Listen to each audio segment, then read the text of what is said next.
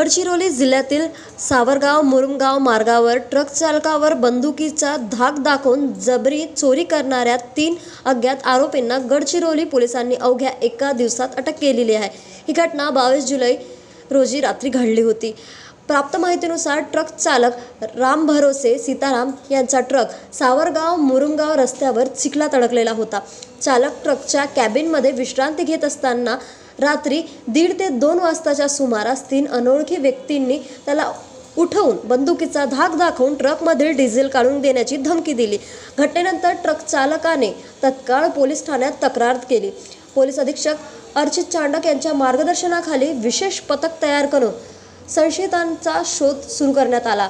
आधुनिक तंत्रज्ञानाचा वापर करत पोलिसांनी 24 तासांच्या आत 3ही आरोपींना ताब्यात घेतले। गडचिरोली पोलीस दलाच्या या जलद कारवाईचे सर्वत्र कौतुक होत आहे। पोलिसांकडून आरोपींच्या पार्श्वभूमीचा तपास सुरू असून त्यांचा अवैध शस्त्रसाठा व डिझेल चोरीच्या टोळीशी संबंध आहे का याचीही चौकशी केली जात आहे।